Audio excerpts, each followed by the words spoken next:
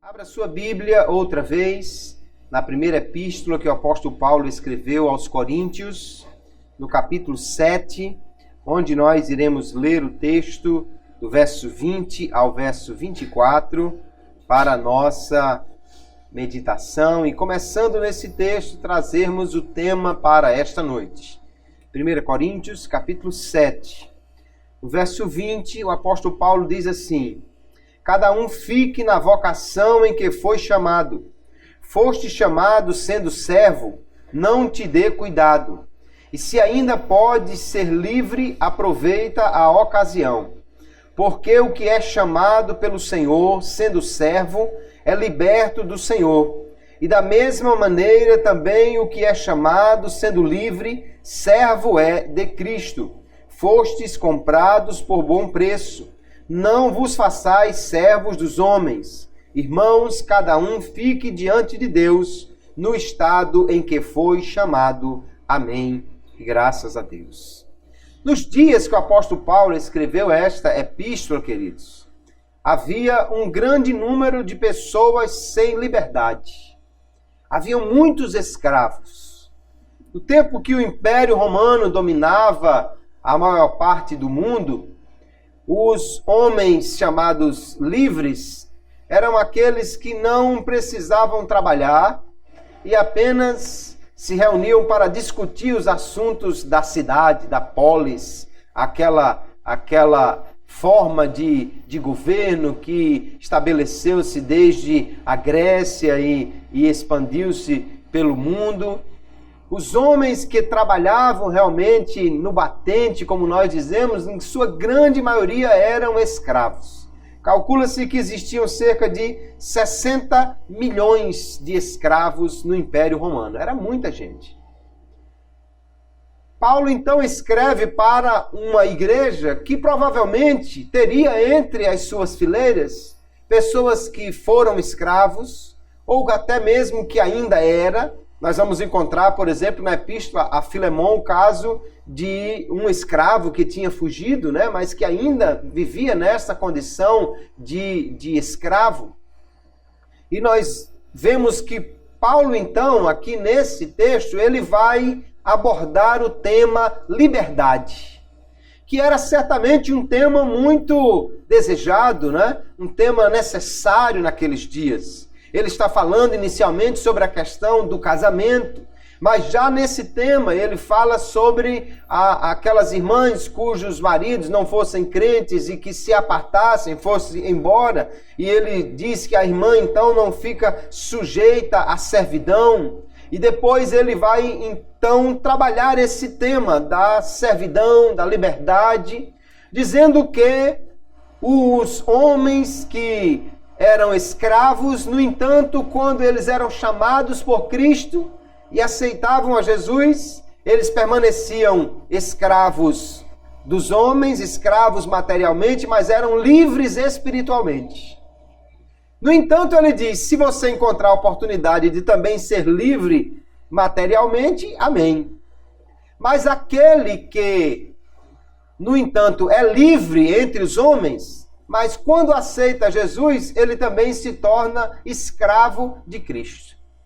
Então esse tema liberdade, nós precisamos pensar até que ponto o homem é livre, de que ele é livre, como funciona essa liberdade. Principalmente, Paulo vai falar aqui de liberdade em alguns campos, mas a maior liberdade que Deus traz para o homem é a liberdade para servi-lo. A liberdade do pecado, a liberdade da condenação. E nessa noite, então, nós vamos falar sobre o tema livres pela graça. Vamos entender como a graça de Deus liberta o homem, de forma que podemos servir a Deus com toda a liberdade. Nós temos um primeiro momento para entender o que significa realmente ser livre. O que é o chamado livre-arbítrio humano, a liberdade de escolha. Nós podemos entender que essa liberdade nada mais é do que a habilidade de escolher uma dentre duas ou mais alternativas sem uma compulsão externa. Ou seja, eu posso escolher entre duas opções ou mais que estão diante de mim, sem ser forçado por nenhuma outra coisa, mas que a minha vontade pode escolher uma dessas coisas. Eu não sou obrigado, eu não sou forçado. Há pessoas que não entendem desta maneira a liberdade do homem. Há correntes teológicas que creem que tudo está determinado por Deus e que, portanto, o homem nada mais é do que alguém cumprindo uma agenda, cumprindo um plano já estabelecido. Mas o que nós entendemos pela palavra de Deus é que o homem, ele tem uma certa liberdade de fazer escolhas. Só que vamos ver que isso foi alterado durante a história humana. O teólogo Armínio diz que uma causa age livremente quando tem a capacidade de suspender sua ação. Você é livre à medida que você poderia fazer uma coisa, mas você diz, não vou fazer. Você é livre para escolher fazer ou não fazer. Se você não consegue dizer não, se você não consegue deixar de fazer aquilo, então não há liberdade. Você necessariamente tem que fazer aquela coisa. Mas os homens foram dotados por Deus, desde a sua criação, com a capacidade de escolha. Sendo que o pecado, obviamente, alterou grandemente esta capacidade. Mas quando falamos de liberdade, nós precisamos entender que liberdade plena, ou liberdade no máximo que o homem consegue atingir, é isso. Diz o escritor americano, filósofo, que se uma pessoa for livre com respeito a uma dada ação, então tem a liberdade de realizá-la ou não. Nenhuma das condições anteriores e ou leis causais determinam que ela realizará ou não a ação.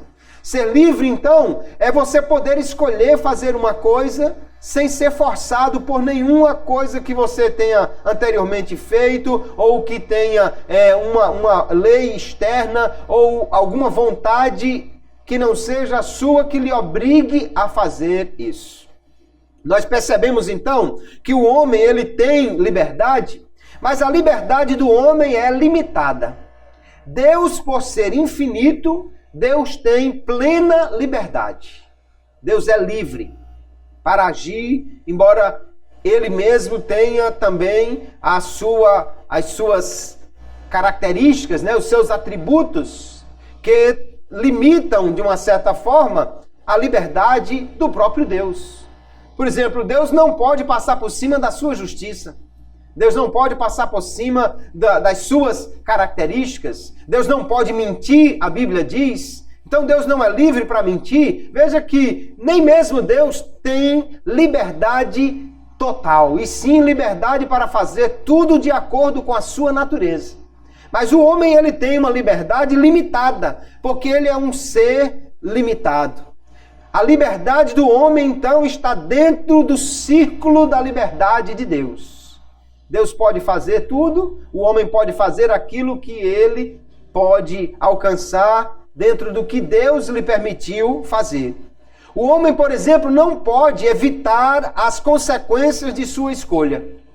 Nem pode recusar a tomar uma alternativa. Se você diz, eu não vou responder de forma nenhuma, não responder já é uma escolha. Não escolher já é uma escolha. O homem, portanto, não pode simplesmente dizer, eu não vou escolher nada, e nem pode evitar as consequências. Eu vou pular do prédio, mas eu não vou quebrar a perna lá embaixo. Não há essa liberdade. Se você escolhe uma determinada situação, você então terá que arcar com as consequências da sua escolha. O homem não é livre para decidir fazer qualquer coisa sem arcar com as consequências da sua decisão. E cada escolha que o homem faz acaba modificando também as escolhas seguintes. Se você escolheu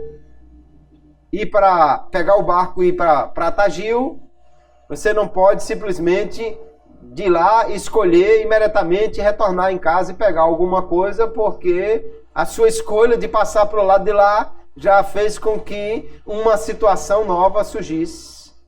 Se alguém decidiu ir embora, vender um bem, fazer alguma coisa, não pode simplesmente anular o que já fez, né?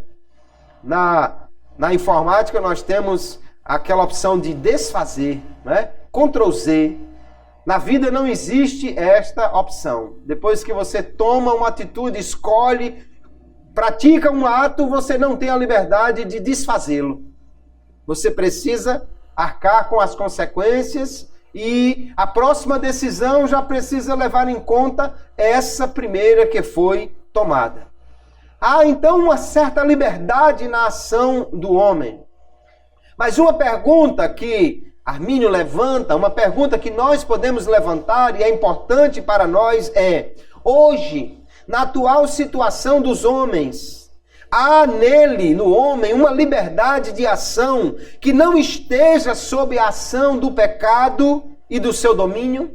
Será que os homens hoje são livres, que podem escolher livremente, sem que o pecado interfira nessas suas escolhas?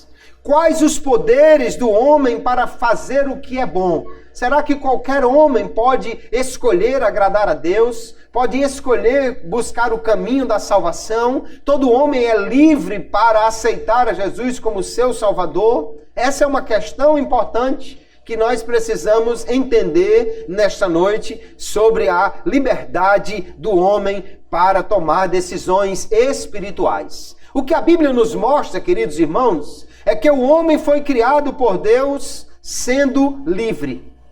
Quando Deus criou o homem, a Bíblia diz que Deus criou a sua imagem e semelhança. Como Deus é livre, o homem também foi criado em liberdade. Foi criado tendo livre arbítrio, podendo escolher, podendo decidir. Tanto que lá no capítulo 2, o verso 16, quando Deus coloca o homem no jardim, Deus lhe diz assim: e ordenou o Senhor Deus ao homem, dizendo: de toda árvore do jardim comerás livremente. Deus deu liberdade ao homem para escolher. Ele podia escolher de qualquer árvore para comer, menos da árvore do conhecimento do bem e do mal, que Deus lhe deu como um teste, como uma prova. Que Deus colocou ali para que o homem pudesse provar a sua obediência a Deus e para que ele pudesse entender que nenhum homem jamais foi tão livre que não precisasse prestar contas a Deus do que ele faz. O homem nunca foi autônomo, ou seja, que estabelecesse as suas próprias leis, as suas próprias regras. Sempre o homem está debaixo de uma autoridade. O homem foi criado livre, estando debaixo da autoridade de Deus, mas podendo escolher. Inclusive podia escolher obedecer ou desobedecer. Infelizmente, o homem escolheu desobedecer. E quando ele desobedeceu a Deus, ele deixou de ser alguém debaixo da autoridade de Deus, exatamente porque se rebelou contra ela quando pecou. Mas ele agora se achava que seria como Deus, ou seja, livre. Não foi essa a proposta do inimigo, né? Você vai comer e você vai ser como Deus. Puro engano. O homem, em vez de se tornar livre, tornou-se escravo do pecado. Escravo de Satanás. Romanos capítulo 6, o verso 16... o apóstolo Paulo diz assim: não sabeis vós que a quem vos apresentardes por servos para lhe obedecer, sois servos daquele a quem obedeceis, ou do pecado para a morte, ou da obediência para a justiça? O homem podia escolher ser servo da obediência, ou seja, ser servo de Deus obedecendo a ele. Mas ele preferiu desobedecer, tornou-se então escravo do pecado, escravo de Satanás para a morte. E isso foi o que aconteceu. O homem morreu espiritualmente e tornou-se escravo. O escritor Orton Wilde diz assim: a vontade do homem tornou-se perversa, o intelecto dele obscureceu-se e as afeições ficaram alienadas, e em virtude do medo da morte, toda a sua vida ficou sujeita à servidão. Essa é a situação do homem depois que ele pecou. A vontade dele está maligna, está inclinada para o mal, está escravizada ao pecado, a sua mente está obscurecida, ele não consegue raciocinar plenamente livre do pecado, e ainda as suas afeições, o seu coração ficou prisioneiro do pecado. Ele é inclinado para o mal e está sujeito a ele. Então, quando o homem pecou, queridos, ele perdeu essa capacidade da livre escolha. O livre-arbítrio foi perdido quando o homem pecou, porque ele agora tornou-se escravo de Satanás por causa da sua desobediência. Embora ele tenha escolhido isso livremente. Livremente o homem escolheu desobedecer, mas agora se tornou escravo de Satanás. Só que a Bíblia, quando ela nos fala sobre tomar decisões, mesmo na área espiritual, fazer escolhas espirituais, a Bíblia mostra o homem como tendo a capacidade de escolher, como tendo a capacidade de decidir, mesmo em questões espirituais. Por exemplo, Deuteronômio capítulo 30, Moisés está falando ao povo de Israel e ele diz no verso 19: os céus e a terra tomo hoje por testemunhas contra ti, que te tenho proposto a vida e a morte, a bênção e a maldição. Escolhe, pois, a vida para que vivas, tu e a tua semente. Aqui era uma escolha espiritual, não era uma escolha simplesmente, eu vou pela direita ou pela esquerda, eu vou no café da manhã tomar leite ou café puro, eu vou casar ou comprar uma bicicleta. Não, não era uma escolha qualquer da vida. O homem tem liberdade para essas escolhas da vida, mas aqui Moisés está falando de escolhas espirituais. A quem você vai servir, se você vai escolher o caminho da vida ou o caminho da morte. Josué, no capítulo 24, no final desse livro, ele vai dirigir-se também ao povo de Israel, dizendo assim: porém, se vos parece mal aos vossos olhos servir ao Senhor, escolhei hoje a quem sirvais. Se os deuses a quem serviram vossos pais que estavam da além do rio, ou os deuses dos amorreus em cuja terra habitais. Porém, eu e a minha casa serviremos ao Senhor. Aleluia. Veja que Josué ele está colocando diante do povo a necessidade e, portanto, a capacidade de fazer uma escolha. Se eles iam servir a Deus ou aos deuses pagãos. Se iam servir ao Senhor, Deus de Israel, ou aos deuses das nações que os cercavam ali na terra de Canaã. E ele próprio, Josué, já declara qual é a sua escolha e da sua família. Eu e a minha casa serviremos ao Senhor. Então a Bíblia mostra os homens como tendo essa necessidade de fazer escolhas espirituais. E também há na Bíblia muitos convites, onde Deus convida os homens a virem a Jesus ou a virem a Ele. Por exemplo, Apocalipse capítulo 22, no finalzinho da Bíblia, diz assim: e o Espírito e a esposa dizem, vem. E quem ouve, diga, vem. E quem tem sede, venha. E quem quiser, tome de graça da água da vida. É um convite universal. Se convida quem quiser. Convida-se aqui todas as pessoas para virem tomar da água da vida. Lá em Atos, João capítulo 7, verso 37, primeiro diz: no último dia, o grande dia da festa, Jesus pôs-se em pé e clamou, dizendo: se alguém tem sede, venha a mim e beba. Jesus convida as pessoas para virem tomar desta água da vida. João fala então de uma escolha, não é, que o povo tem de ir a Jesus, porque Jesus faz esse convite. Atos capítulo 17, verso 30, o apóstolo Paulo pregando no Areópago em Atenas, ele diz: mas Deus, não tendo em conta os tempos da ignorância, anuncia agora a todos os homens e em todo o lugar que se arrependam. É um convite universal ao arrependimento. Todos os homens, em todo lugar. Então, como nós podemos entender, queridos, que os homens podem aceitar o convite de Deus se eles estão escravizados ao pecado, se eles estão mortos em pecado? Como é que a Bíblia faz convites universais, chama todos os homens à escolha espiritual de aceitar a Jesus como seu Salvador, se os homens estão mortos em pecado? Aí nós precisamos entender que morto aqui é morto espiritual. Não significa que ele não possa fazer coisa nenhuma. Significa que ele não pode buscar a sua própria salvação. Mas ele pode ouvir a Deus e responder quando Deus o procura, quando o Senhor fala com ele. Então o homem caído, o homem depravado, por si só ele não tem condições de arrepender-se. É necessária uma ação graciosa da parte de Deus. A graça de Deus que vai ao encontro do homem e que venha então tornar esta vontade humana que está escravizada, que ela seja livre para que possa escolher ou não cooperar com o Espírito Santo. E aí é que nós vemos que a graça de Deus liberta o homem para que ele possa escolher aceitar a Jesus, para que ele possa decidir o caminho da vida, e somente pela graça ele pode fazer isso. Vamos entender então qual a situação do homem no pecado. O homem, quando caiu, ele ficou escravizado. A sua vontade está escrava. Então o homem não pode fazer algo que agrade a Deus, nem que obtenha a sua salvação por si próprio. Nenhum homem pode simplesmente dizer, não, a partir de hoje eu vou buscar a Deus. A partir de hoje eu vou fazer o que agrada a Deus. Qualquer homem que tome essa decisão, não foi dele a iniciativa. Deus já falou ao seu coração para que ele possa fazer isso. O homem está escravizado.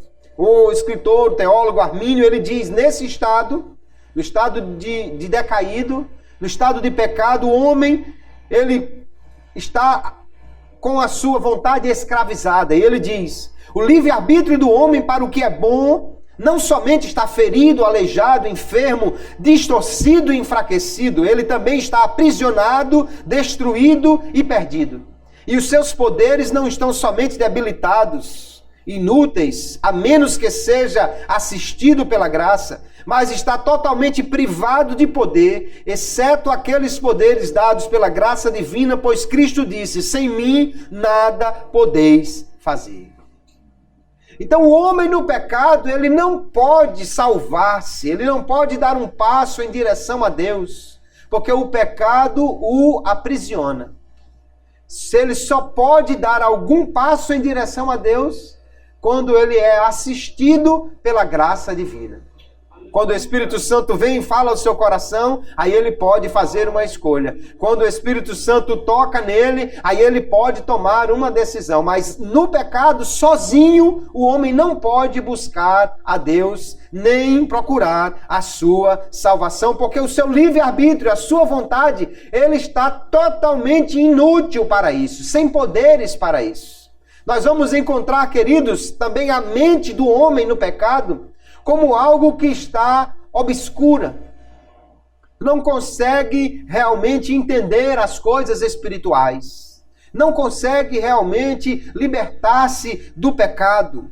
Ela não tem conhecimento da salvação e é incapaz de entender as coisas espirituais. Veja o que o apóstolo Paulo diz, 1 Coríntios 2:14. Ora, o homem natural, ele está falando do homem em sua própria condição, não compreende as coisas do Espírito de Deus porque lhe parecem loucura. E não pode entendê-las porque elas se discernem espiritualmente. De fato, o homem no pecado, ele não entende as coisas de Deus. Ele vai querer agir por sua própria força quando o crente diz, é melhor descansar no Senhor. Ele diz, não, eu tenho que resolver quando o crente diz, eu vou entregar nas mãos de Jesus. Ele diz, não, mas você, rapaz, tem que dar um jeito aí, um jeitinho brasileiro. E o crente diz, não, mas eu confio que eu vou fazer o que é certo e Deus vai me abençoar. Há coisas na Bíblia, irmãos, que parecem o contrassenso do que o mundo prega, do que o mundo acredita, e de fato é um contrassenso. Mas essas coisas se discernem espiritualmente. Então o homem no pecado, ele não entende a palavra de Deus, ele não entende o caminho de Deus, ele não consegue realmente com a sua mente entender, buscar ou fazer algo que agrade a Deus. O coração do homem, Os seus sentimentos, as suas afeições estão também totalmente corrompidas pelo pecado. Estou falando do homem decaído, do homem no pecado. O coração do homem é colocado na Bíblia como sendo perverso, como sendo mau, maligno. E este homem, então, nessa condição, ele se torna inimigo de Deus. Veja o que diz a palavra de Deus. Enganoso é o coração, mais do que todas as coisas, e perverso. Quem o conhecerá? A condição do homem aqui apresentada na Bíblia, queridos, no pecado, é de uma perversidade natural. É de uma malignidade própria. Isso não quer dizer que alguém não possa ajudar uma velhinha a atravessar a rua, que ninguém possa dar uma carona, que ninguém possa dar uma esmola. Mas é que o homem no pecado, ele faz isso pensando em seu próprio benefício e não em quem ele está ajudando. Ele olha se tem alguém observando para que possa ganhar o crédito. Ele dá a carona dizendo, mas no dia que eu precisar dele, eu já tenho um crédito aqui. Ele faz, mas ele tem segundas intenções. Ele tem intenções que não são as melhores. Por quê? Porque o seu coração é maligno, perverso. Só Deus pode conhecer o coração do homem e pode também tocar neste coração para que ele possa ser mudado. Romanos capítulo 8, o apóstolo Paulo diz, porquanto a inclinação da carne é inimizade contra Deus, pois não é sujeita à lei de Deus, nem em verdade o pode ser. Portanto, os que estão na carne não podem agradar a Deus. Não é que ele não queira, ele não quer mesmo, mas é que ele não pode. Ele está escravizado pelo pecado. Ele pode até ir numa reunião, assistir um culto, frequentar uma religião, filiar-se a uma igreja, mas ele não pode caminhar corretamente e agradar a Deus. Ele vai para uma cerimônia religiosa agora, mas quando sai, já vai para uma outra, onde vai beber, onde vai fazer qualquer coisa. E às vezes até durante a reunião religiosa, ele está ali maquinando alguma coisa, ou quem sabe até procurando alguém para lhe fazer companhia depois daquela reunião. A religião em si não pode mudar a condição do homem. Somente Deus agindo no seu coração pode mudar o homem em uma nova criatura. Aleluia! Aleluia. O homem caído é incapaz de fazer o que é verdadeiramente bom. Ele pode fazer atos de caridade, mas ele não pode de fato fazer algo que agrade a Deus. Jesus disse assim, não pode a árvore boa dar maus frutos, nem a árvore má dar frutos bons. Não tem como. Se a árvore tem fruto azedo, o fruto é azedo e acabou-se. Eu quero ver você fazer um tamarindo docinho. Eu quero ver você pode morrer de botar açúcar na raiz dele, que não vai sair um tamarindo docinho. É porque é daquela árvore, é característica dela ter aquela fruta azeda. Então o homem na sua natureza caída, ele também está assim, não pode realmente fazer algo que agrade a Deus. Ele pode até aqui fazer um gesto de caridade, mas o seu coração, a sua intenção, ele vai trazer algo perverso, algo mal, que não pode de fato agradar ao Senhor. Ele pode escolher se irá ou não praticar aquele pecado. Mas ele não pode escolher ser ou não um pecador. O homem não é livre para escolher se ele vai ser ou não um pecador, já sendo um pecador, estando na condição de pecado, porque ele está escravizado ao pecado. Só a graça divina pode libertar esse homem para que ele possa escolher sair desta condição de pecador e de escravo. Paulo aqui ele está falando sobre a liberdade de uma forma em geral, sobre a liberdade dos homens enquanto homens, a liberdade dos escravos e dos livres em relação à sociedade, mas ele está falando também a homens que foram libertos por Cristo. Por isso, esses homens têm realmente escolha de ser livre ou não. Só os verdadeiramente libertos por Cristo podem escolher ser livres ou não ser livre. A vontade do homem, ela só pode ser liberta para fazer o que agrada a Deus quando ela é alcançada pelo Espírito Santo de Deus. Agora o apóstolo Paulo vai dizer assim, olha, ora, o Senhor é Espírito e onde está o Espírito do Senhor, aí há liberdade. Aleluia. O homem, quando é alcançado pelo Espírito Santo de Deus, aí sim, ele pode ser liberto do pecado, pode ser liberto da condenação, liberto dessa prisão da mente, da vontade, do coração. Só o Espírito Santo pode fazer isso. Porque o Espírito Santo vai trazer ao homem uma liberdade que foi conquistada por Jesus na cruz. Por isso, João também vai dizer, capítulo 8, se pois o Filho vos libertar, verdadeiramente sereis livres. Aleluia. Alguém pode fugir de uma prisão e dizer, agora eu sou livre, mas não é. Alguém pode, um escravo naquela época, comprar com dinheiro a sua liberdade e dizer, agora eu sou livre, mas não é. Porque ele continua um pecador miserável, escravizado ao pecado.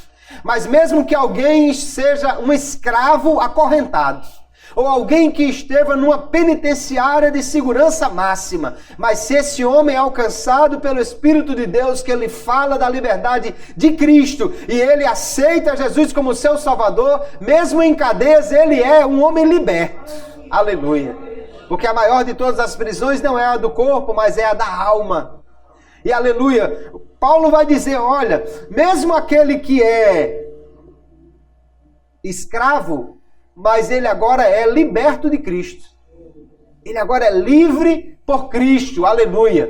Somente a graça vai libertar realmente o homem para ele poder experimentar total liberdade. Glória a Jesus. Nós vamos encontrar esse ser humano, então, após a queda, como alguém que está escravizado ao pecado, não pode tomar a iniciativa de buscar a Deus. Armínio vai dizer assim ainda, o livre-arbítrio é incapaz de iniciar ou de aperfeiçoar qualquer bem verdadeiro e espiritual sem a graça. A vontade do homem no pecado não pode nem dar o primeiro passo para Deus, nem o segundo, nem o terceiro, se não for pela graça de Deus. E ele diz, essa graça é simples e absolutamente necessária para o esclarecimento da mente, a devida ordenação dos interesses e sentimentos e a inclinação da vontade para o que é bom. Então a graça, ela vai operar aí na mente, a mente que era obscura, a mente que não compreendia as coisas espirituais, agora pela graça de Deus, que é a ação do Espírito Santo, ele pode compreender a verdade espiritual. Por essa mesma graça, os seus sentimentos, os seus interesses, o seu coração, agora vão entrar em ordem, vai ser alinhado com a vontade de Deus e ele pode agir realmente sem segundas intenções. Ele pode agir simplesmente para fazer o que é bom. E a sua vontade agora pode se inclinar para fazer algo que agrade a Deus. Como isso é possível? Apenas pela graça de Deus. Sem a graça, ninguém pode tomar esta escolha ou ser livre para estas decisões. Cristo foi até a cruz, amados irmãos, e ele pagou o preço para libertar o homem do domínio do pecado. O apóstolo Paulo disse aqui, o que é chamado pelo Senhor, ou seja, todos aqueles que ouvem o convite do Evangelho e aceitam a Jesus como seu Salvador, ele diz, mesmo sendo servo, é liberto do Senhor. E da mesma maneira, também o que é chamado sendo livre, servo é de Cristo. Porque nenhum homem existe nessa terra que esteja totalmente isento de estar debaixo de autoridade. Não existe nenhum homem que esteja sem uma autoridade sobre si mesmo. Ele só tem duas escolhas. Ou ele está debaixo da autoridade de Cristo, ou ele está debaixo da autoridade de Satanás. Ou ele está livre pela graça, mas continua sendo servo, e na realidade só é livre enquanto é servo de Cristo. Se ele deixar de ser servo, ele deixa de ser livre. Por quê? Porque Cristo foi até a cruz, irmãos, e ele nos comprou com o seu sangue. Aleluia. A figura que nós podíamos pensar, imagine, é um escravo no mercado. Havia um mercado de escravos, né? Certamente os irmãos já viram em algum filme, em alguma produção da TV, um escravo levado ao mercado, ali como se fosse um animal exposto, está à venda, alguém vem e dá um lance por ele. Nós estávamos assim escravizados a Satanás. Por quê? Porque por livre escolha o homem escolheu desobedecer a Deus. Aí vem Jesus, aleluia, e paga o preço por cada homem, aleluia. Ele paga o preço, ele liberta, aleluia. Ele agora comprou-nos para ele. Ele não nos comprou e disse assim, agora vocês estão livres, podem ir embora e façam o que quiser. Porque se Cristo nos libertasse, mas não tivéssemos debaixo do seu domínio, na realidade não seríamos livres. Voltaríamos a ser escravos do pecado ou de Satanás. Ele nos comprou e disse, agora siga-me, aleluia. E quando nós resolvemos segui-lo, nós somos, aleluia, servos de Cristo. Só que tem uma figura interessante no Antigo Testamento que nós podemos aplicar aos cristãos, porque a vontade do cristão foi liberta quando Cristo lhe comprou e lhe libertou do pecado. No Antigo Testamento, a lei de Moisés dizia o seguinte, quando um escravo, chegava o tempo da sua libertação, chegava o ano do jubileu e ele tinha que ser liberto, ele podia ir embora. Mas se ele tinha ali parentes, se ele tinha ali apego ao seu dono, ele já gostava de trabalhar naquele lugar e ele não queria ir embora, ele chegava para o seu dono e dizia, olha, eu não quero ir embora, eu quero continuar aqui. Aí o seu dono tomava um instrumento e furava a sua orelha, fazia um buraco na sua orelha. Aquele servo era um servo de orelhas furadas. Qualquer um que visse naquela condição sabia que ele era agora escravo por opção.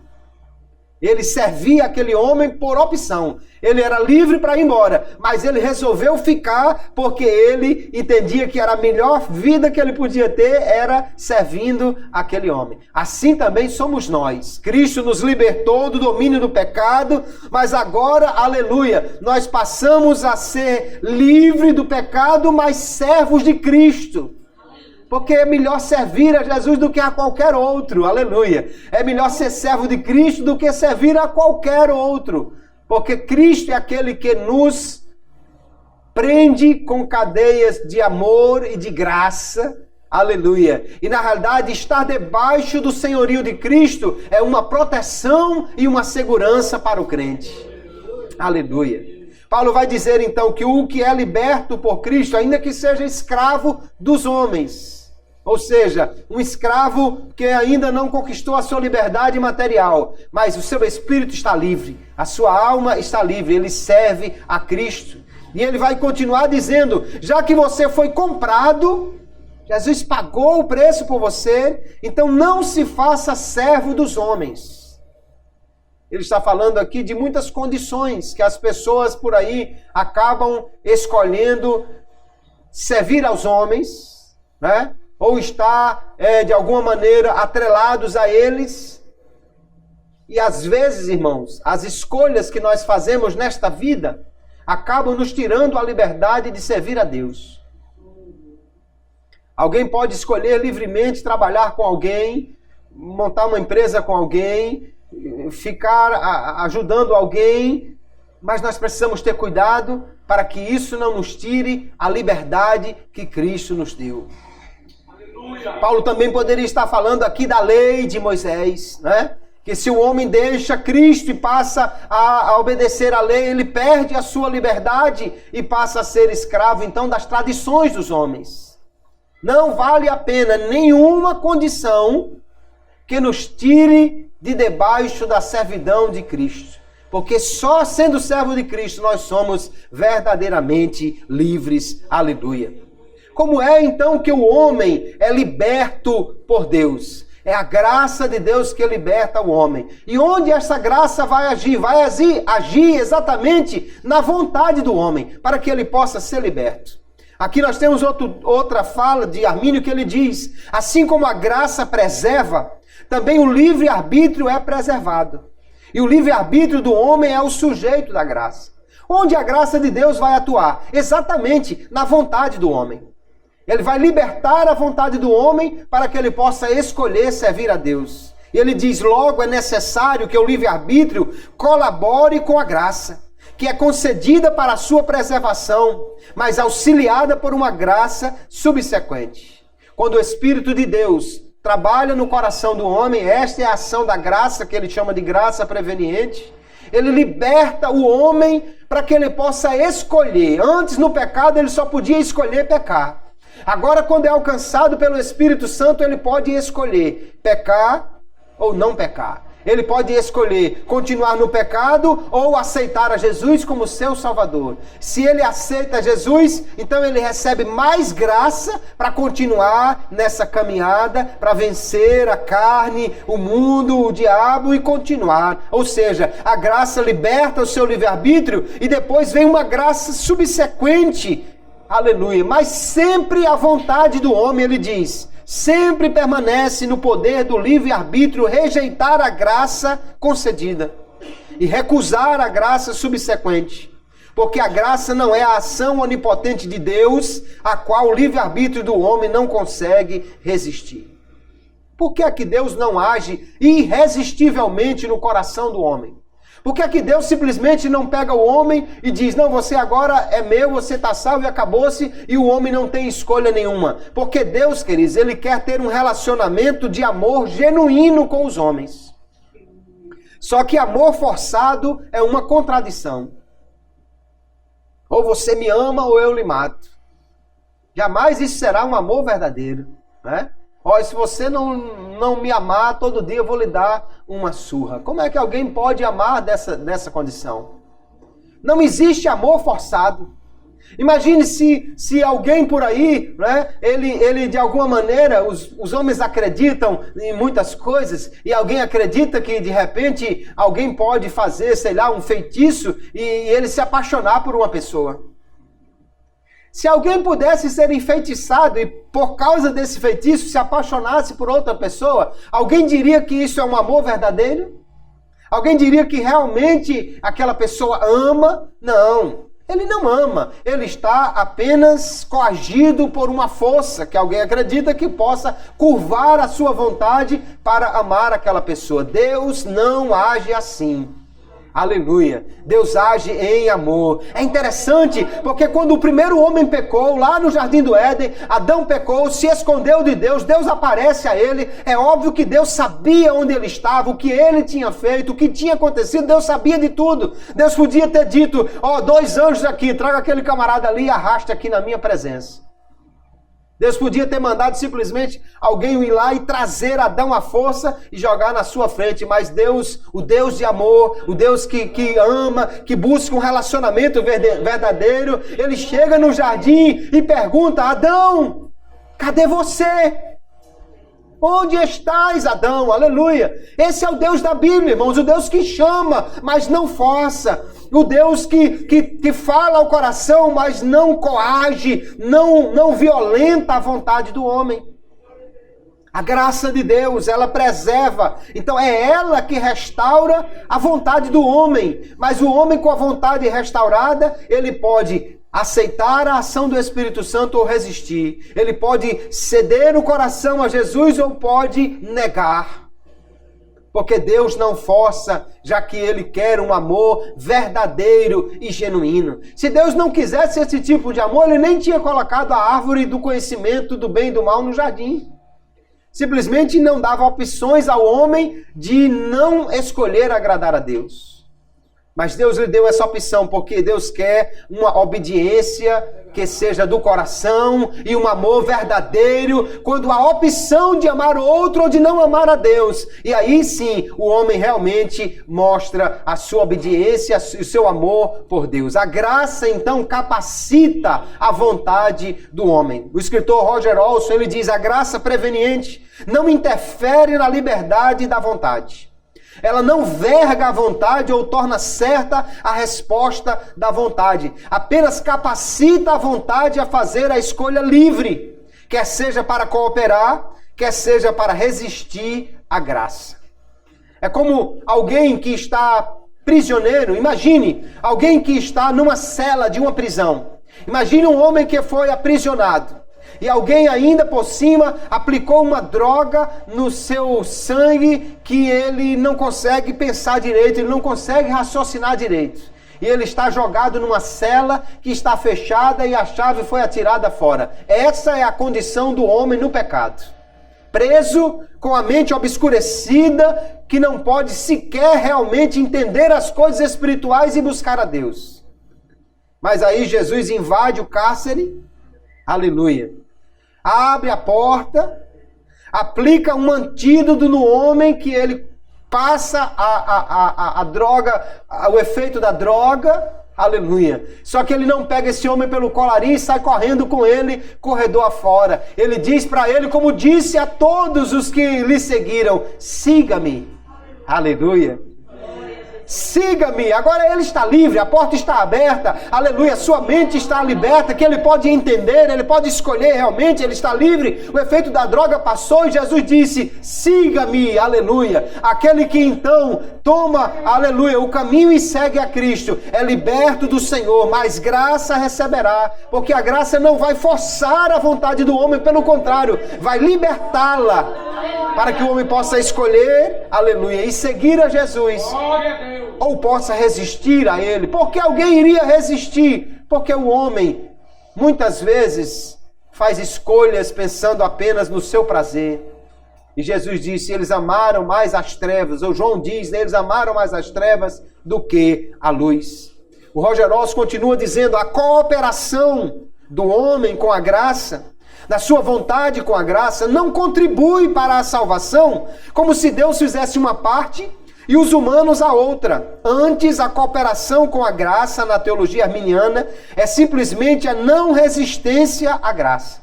Todavia, Deus não toma essa decisão pelo indivíduo. É uma decisão que os indivíduos, sob o impulso da graça preveniente, devem tomar por si mesmos.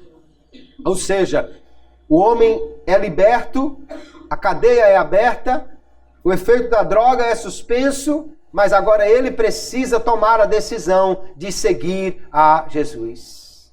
Quando o homem coopera com a graça, é porque a própria graça já lhe deu condições para isso. Se aquele homem se levanta da cela e segue Jesus, ele não pode dizer, eu me libertei. Ele não pode dizer, eu mesmo escolhi a minha salvação. Fui eu que tomei a iniciativa de seguir a Jesus. Nunca. Ele foi liberto porque, aleluia, a ação graciosa de Deus lhe alcançou. Se não fosse aquilo, ele não podia jamais libertar-se. Mas uma vez liberto, a cadeia aberta e o efeito da droga passado, ele pode escolher seguir ou não. Se ele não resiste a esse chamado e a essa ação do Espírito Santo, mais graça receberá para continuar. Mas ele pode ainda escolher não aceitar a Jesus, não servir a ele. Deus não força e nem toma essa decisão pelo homem. Ele capacita o homem a tomar a decisão. Mas o homem precisa fazer a sua escolha. Então, aonde é que a graça de Deus vai agir para libertar o homem? Na sua vontade, no seu livre arbítrio. O homem foi criado com livre arbítrio. Mas quando ele pecou, ele perdeu essa liberdade. Só que quando a graça de Deus alcança o coração do homem, ela lhe restitui o livre arbítrio. Lhe restitui a capacidade de escolher seguir a Deus ou não, obedecer ou desobedecer. Assim como Adão tinha essa capacidade, o homem tem essa capacidade de escolher agradar ou não a Deus, restaurada pela graça divina. Há um escritor aqui, Bernardo de Clairvaux, que ele diz, qual a função do livre-arbítrio? Qual a função dessa vontade liberta do homem? Ele diz, tire o livre-arbítrio e não restará nada que possa ser salvo. Porque se o homem não escolher por sua própria vontade, liberto pela graça, seguir a Jesus, então não há salvação verdadeira, não há relacionamento verdadeiro se o homem foi forçado. E ele continua dizendo, tire a graça e nada restaurar que seja a fonte da salvação. Deus é o autor da salvação. E somente o livre-arbítrio é que pode ser salvo. Eu gosto também de uma frase de John Wesley, que ele diz assim: o desejo de Deus é que todos os homens sejam salvos, mas não como árvores ou pedras, e sim como homens, como criaturas inteligentes, dotadas de entendimento para discernir o que é bom e de liberdade para aceitá-lo ou recusá-lo. Se Deus simplesmente forçasse a vontade dos homens, se Deus simplesmente agisse no coração de uma maneira compulsiva, de uma maneira irresistível, que o homem não pudesse escolher, então não seria um relacionamento verdadeiro de amor. Como alguém podia dizer que é obediente, ou que o homem lhe é obediente, se ele não tivesse a opção de desobedecer? Como você pode dizer que alguém lhe é fiel, se nunca tivesse a opção de ser infiel? Uma mulher cujo marido esteja em coma, ou sedado, que não tem resposta alguma, poderia genuinamente dizer: olha, meu marido é fiel, ele não olha nem para a enfermeira. Meu marido é fiel, olha, a enfermeira diz umas coisas a ele nem responde. Lógico, ele está em coma. Como é que ele pode responder? Alguém poderia dizer que esse homem é fiel? Não. De fato, ele é fiel no sentido de que ele não dá nenhuma cantada em nenhuma enfermeira, ele não pisca o olho para ninguém. Mas acontece que ele não tem capacidade de fazer nenhuma escolha. Agora, se o marido está lá, mesmo hospitalizado, mas é fiel, aleluia, e nem olha para as enfermeiras, e nem pisca o olho para ninguém, e nem dá bola para ninguém, aí mesmo podendo fazê-lo, sendo consciente para que possa fazer esse tipo de ação, mas ele escolhe não fazê-la por causa da sua fidelidade, aí sim a mulher pode dizer: meu marido é fiel. O homem só pode ser classificado então como servo obediente de Deus se ainda lhe restar a capacidade de ser desobediente. A capacidade de ser obediente é necessária, lógico, para que ele seja servo. Mas a capacidade de ainda ser desobediente, se quisesse, é necessária para que essa obediência seja genuína. Então, o Wesley vai dizer: Deus quer salvar os homens, mas não como árvores ou pedras, que ele simplesmente pega e bota na carroça do carro e leva embora. Ele quer salvá-los como homens, como criaturas inteligentes, dotadas de entendimento, para discernir o que é bom, e de liberdade para aceitá-lo ou recusá-lo. Aleluia! Pela graça eu fui livre, você também foi liberto, e estamos aqui livres. Qualquer um de nós pode ir embora, mas nós nos colocamos como Pedro diante de Jesus, em João capítulo 6, quando disse: vocês querem ir embora? E Pedro então pergunta: Senhor, para quem iremos nós? Para quem iremos nós? Tu tens as palavras de vida eterna. Nós estamos aqui porque a graça nos libertou, mas nos deu a capacidade de escolher. E nós escolhemos permanecer porque entendemos por essa mesma graça que não há lugar melhor para estar senão debaixo da servidão de Jesus. Aleluia, o servo de Cristo é o verdadeiro livre, o servo do Senhor é o verdadeiro liberto, aleluia. E nós, portanto, servimos a Ele com liberdade, mas servimos a Ele com o coração inteiramente grato a Ele, por ter sido liberto do pecado. E agora, feitos servos do Senhor, nós podemos continuar, aleluia, cada dia escolhendo obedecer a Ele, escolhendo segui-lo, escolhendo fazer a sua vontade. Deus quer salvar os homens, mas como homens livres.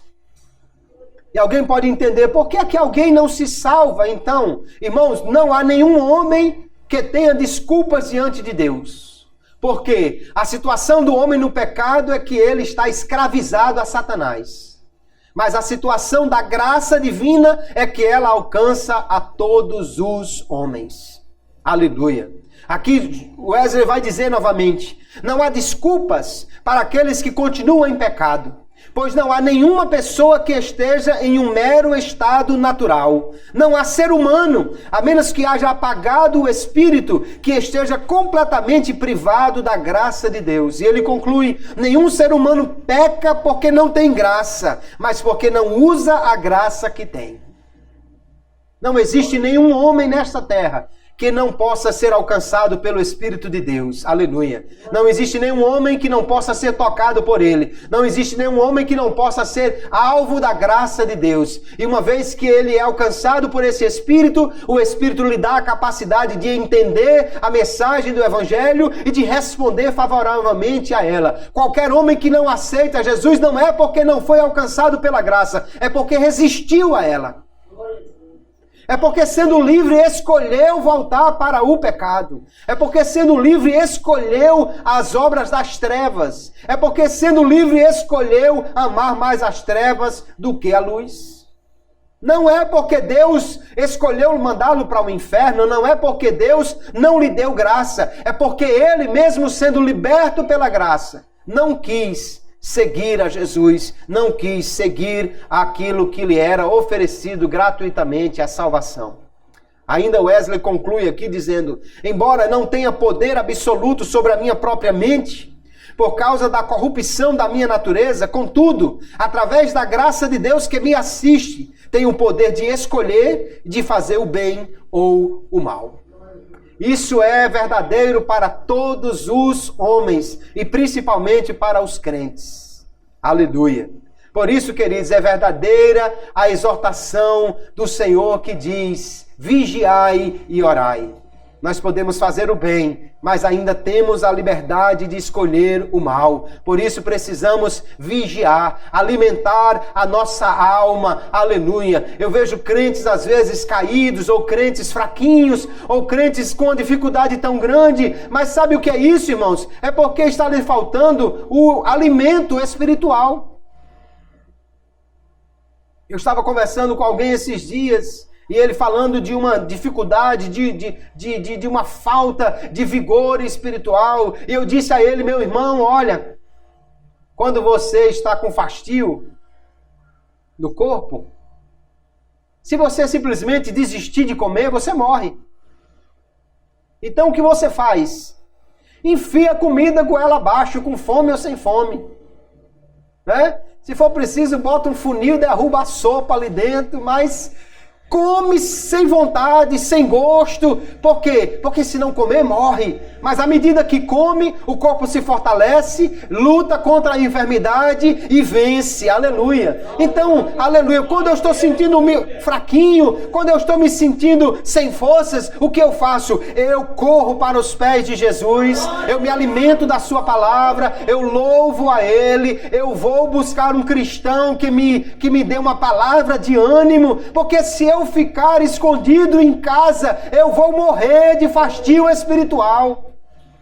Aleluia. A graça nos liberta, queridos. E nós temos a opção de nos alimentar ou não, de buscar ou não, de procurar cada vez mais a Deus ou não.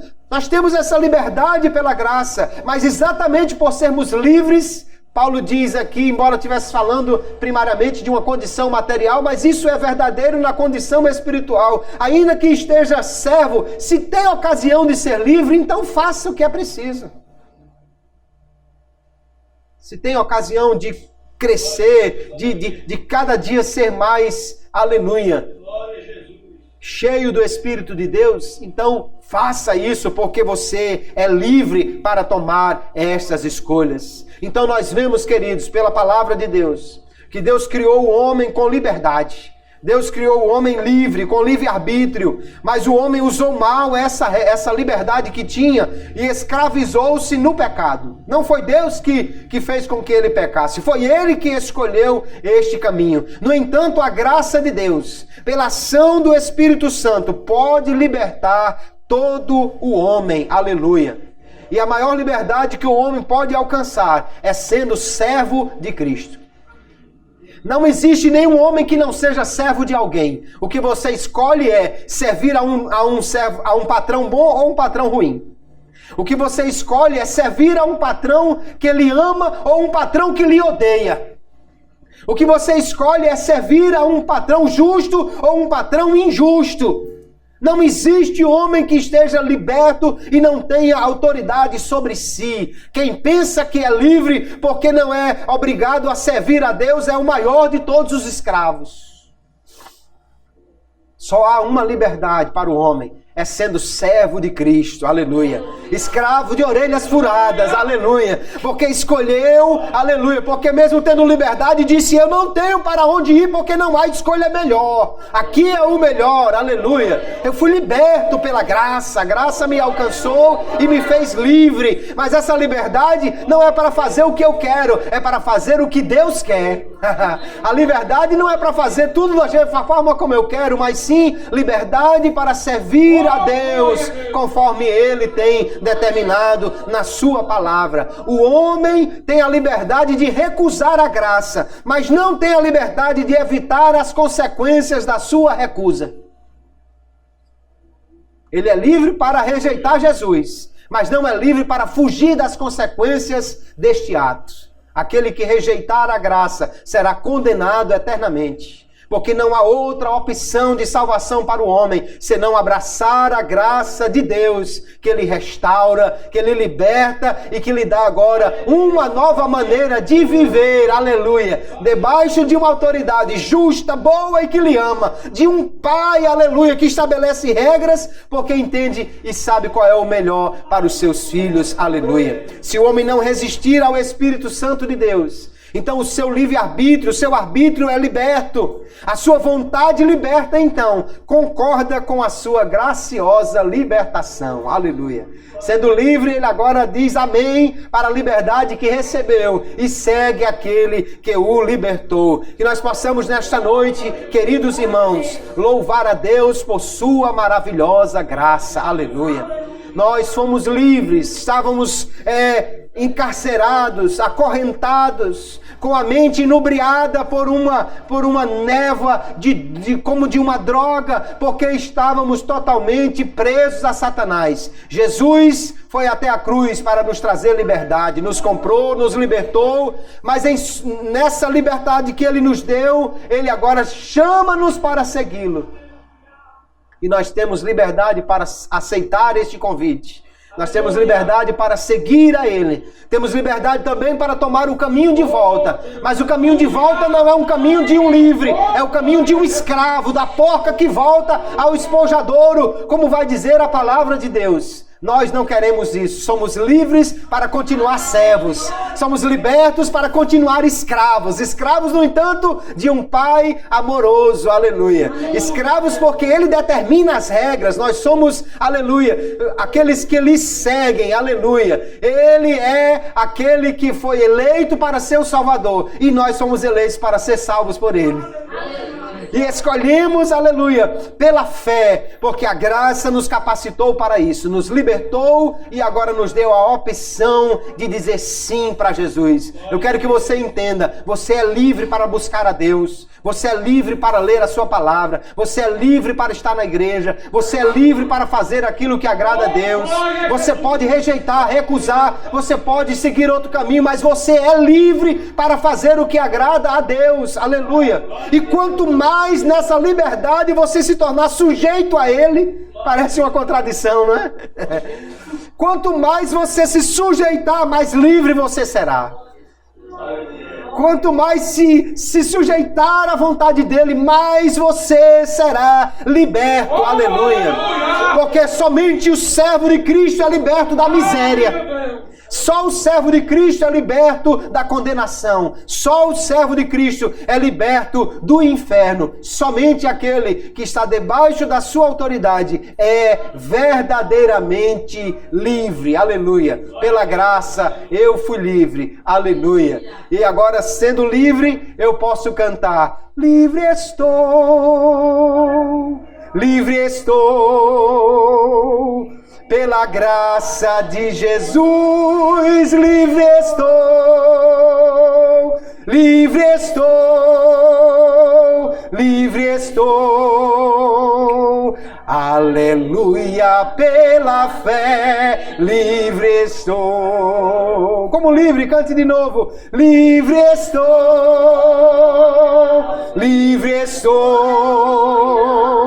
pela graça de Jesus, livre estou, eu fui livre, livre estou,